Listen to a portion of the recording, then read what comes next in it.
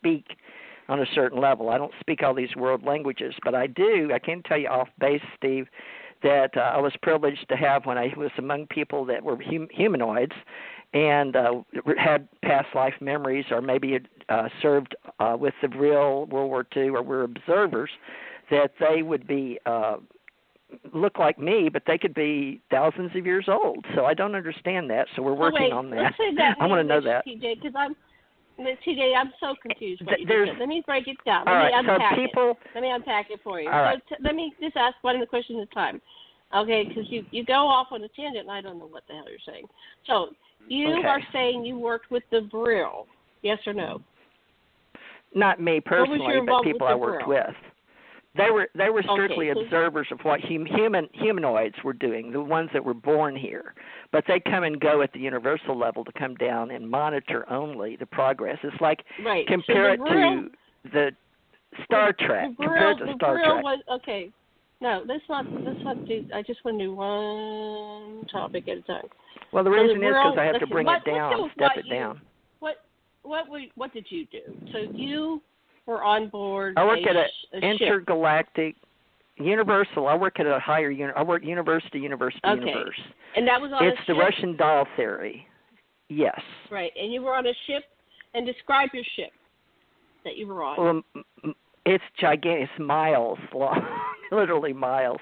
So where is it located? Universally above all the place where you would see the galaxies. It's above a universal level, and it stays hidden completely. They can't pick it up. We told them at one time we switched to microwaves, so they all switched to microwaves. But then I was sort of fibbing about that, too, because I was told to, because they're not going to be able to pick them up. They don't have the comprehension. They don't even have the type molecular structure because they don't give them. Who's the you're talking about? People on the planet, those that we work with in humanoid form, those on the planet, so everybody that's born here. Can't see this ship. They're not hybrids. No. So humans can't see this ship. No, it's different. We travel. It's faster than the speed of light. Let me put it that way. If you can't see faster than the speed of light, you're not going to see it. Well, anyway, it's so not detectable. On board a ship. That's not even in this space time. Let's just talk about what your job is on the ship. Don't worry about it then. Well, I woke up. What's your job? I woke up to, after death and dying many, many times. I told you I'm an archivist, a historian, but basically I signed up to work in communications this time, based on past life history and universally on the planet, because I had been here 9 times before. No, in human form, in this reality.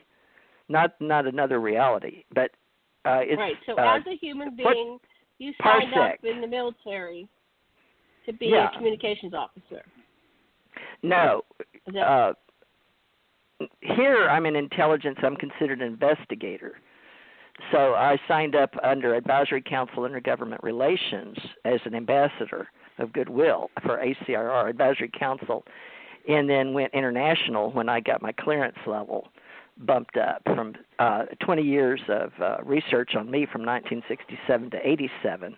And then I became a rehire, civilian and in uniform for this country. And what did you do in the secret space program? What did you do in the secret space program? I do what... What was your job in the secret space program? I'm able to... it's like phase spacing. Now, see, we're going to have to get into a whole new different level separately from the Corey Good. Yeah, what do you do? I can... Steve, help me out here. Let me get Steve to break this down. Steve, the way you remember how I was interested in how you phrased personality splits? You can be in several dimensions at one time, but you have memories there like past lives, but you don't know if they're past lives or if you're a time traveler. I was brought in to explain You followed me? You can be different? Yeah. Okay. I can be talking to you here because you can hear my voice. But now, up in space, it's a little different. But that's why a lot of the various species don't have to use a mouth, because everybody can speak on various different waves. Telepathic. And then that's only the lower levels, because there's another level of comprehension that I couldn't even understand on the plasma screens, because I didn't even understand all that existed. So they were teaching me at a lower level, but I didn't understand a lot of the higher levels, so I couldn't even comprehend it, to be honest with you. So when I'm in a biological form in visiting this planet, or like we say, we're just visiting this planet, those of us that are hybrids, just visiting, with biological, and you're chosen into the program that William Tompkins talked about, is the fact that these are the ones that are over 1,000 years, and why he was so intrigued with me is, brunette, blonde, whatever, are those that they call the Nordics, right? So it's because we have the ability to be non-locale, if I can go there. People that are biologicals have a reference of only time, space, let's say three-dimensional is the best way to say it, three-dimensional, and that's why we use linear. So when you start talking to people in a different way, they have no point of origin without a biological. It's like a biological clock. It's set for 125 years, and the DNA and the telomeres, and they just decay biologically. But we don't have that, so that's where I was going to go with that. But at the same time, it doesn't exist because you're not just non-local. You can be everywhere in everything at all times. That's why teaching, Russell Targ helped it off, why they were working with the CIA to learn about, or teaching, what was that guy that... Steve, you may know. It doesn't matter. But anyway, the one guy, Ingo Swann, I think, taught. Oh yeah, remote viewing. Yeah. So you have to step it down. Yeah, you have to step it down, and that was one of the first levels of existence for our government to understand reverse technology. Was Stanford Research, SRI, in California, where Steve lives. But SRI, and then the hidden history of humanity with the calendars on the planet. It's real complicated, but it's very simple. Once you start putting all the nanotubes together, all the knowledge together. But basically, we're at this. It's a very interesting universal level. English, TJ. We're trying to translate universally. Into English, simplify it. Well, that's why I'm breaking it down to. The only thing people are at right now, they don't even understand most of the words, period. They don't it doesn't exist. They can't comprehend it. So when I mention something like the Vril, people go somewhere. Oh, World War II. German. Masons. Himalayans. I've never heard you mention the Vril. Was that part of your mission coming here? No. I was talking about... No, what I was talking about, if you go back and listen. Yeah, let's I was trying to explain to you people I worked with. I was trying to explain to you about people that are look like me, and they're my age looking, but they'll be thousands of years old. And I took you to where they come and go, including back observing during World War II in the Vril, and past like the Enuma Elish, the wars in space. The Vril were not your people. As a historian. You're saying the Vril were not your people that you were working with. Or were they? Well, that was before your time in this form. Were you in the other form as another ET in that time period? Well, let's just say we all have past life memories. We can claim memories because it's based on first-hand information. So I have memories being here. I told you 9 times. Here. At least 9 times. So when I pull those together, then I become a historian or archivist. But some people call it a time traveler because you have memories.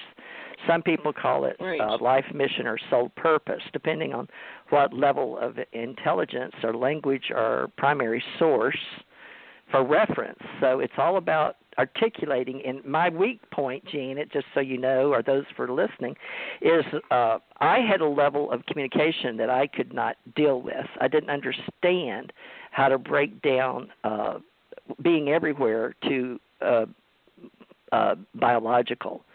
So my thing was to come back and learn how to communicate. Be careful what you ask for. That's what I'm trying to help you Yeah, after death and dying and death and dying and communicating because you go. I'm trying to improve it. Yes, I'm trying to improve it. Yeah, but you have to allow yourself to be. Dr. Michael Fox. What they started was yes/no questions with him because he I was don't even know who that all is. over the place, all the time. Well, anyway. Yeah. Anyway. I get what you're saying, but so what happened? And in in order nanotechnology, to start unpacking it, in order to unpack it, you just have to go yes, no, and answer yes and no questions for a while, and then you can go. Well, it depends on the details, person. When you go into details, anybody who's been whatever this is going on, it's like the Tower of Babel and nobody understands what you're saying. Well, why did because I invited Steve. So, I know, but I invited Steve, and why did you want Steve? Why did you want to ask me in front of Steve? Because the whole world's going to be listening or can tune in on YouTube sooner or later. Most people won't. I wanted Steve to understand your involvement. I wanted to have Steve understand your involvement in the secret space program. And so Steve, do you have any questions for TJ? We have 4 minutes left. I actually have a question that maybe is a little off topic, but it's something that the literature is not too clear on. And you guys have mentioned the Nordics, and maybe you know the answer to this. And I know the Nordics are aliens that look human, but who exactly are they? I have a fair amount of knowledge about the Greys, but I know nothing about the Nordics, and I just wondered if they were Grey human hybrids or if they were the same as Pleiadians or a separate group or what. No, a totally different species, totally white. They came down. We have Nordics that are dark with brown skin and black hair on the lower surface levels, and off planet they live and mined as terra firma. They are the ones that are the groundkeepers, custodians. They have black hair, brown eyes, darker skin, and they live along oceans, and they're very terra firma. Does that make sense? And then you have Earth, those that live. Oh, they prefer terra firma. How does one say that? I don't know the word. They prefer to terraform planets. They're creator god types.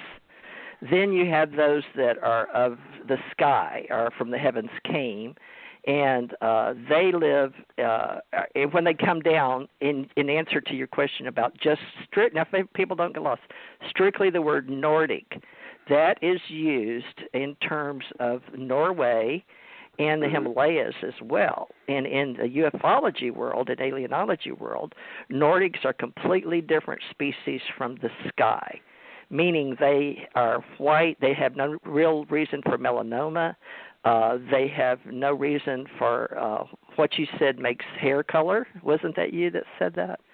I don't know why I'm saying that to you. Maybe I'm psychically picking that up. But you can go back and listen.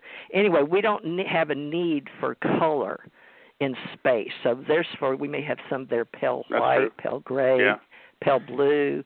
There's no need because there's no solar warden. There's no solar system. You don't have to ward off the sun or UV light. Right. Plus, yes, and then some of them come in various sizes. We even have vapor people. They don't even have, and this isn't off the Stargate, folks. This is just because it's in my database or what I'm programmed with as a traveler. Right. So these are totally different group or species than the Pleiadians. Yes. And the Pleiadians also come exist, from Pleiades. Okay. Well, that's just that's intergalactic, but that's inside this solar system. The ones that are called Pleiadians actually relate to a planet they call Pleiades, or a star system. So it depends on who, because there's some people that use Venus, and I got in this discussion with Stan T. Friedman because some of the people that were visitors used Venus, and I said, well, the Venus planet isn't the same Venus that are Venusians, right? And so this is where they got it mixed up. It's sort of like information, disinformation, and misinformation. What are we talking about? Are we talking about the planet Venus and the solar system? Get it? Or something out farther? So these are the things we're now establishing in soft disclosure. Is what exactly are we communicating? What's the meaning behind the word? Named Val Thor that was said to be from Venus that worked in the Pentagon for a while, and I'm pretty sure that story is true. So he came from a planet called Venus from another solar system, or? No, I don't know because you'd have to ask him. He came from this Venus. He came from our Venus, and they have civilization on this. We had a lot of the valuable people at my conference. So, yeah. And I'm just giving you my term. There seems to be a huge cover-up going on about our planet Venus.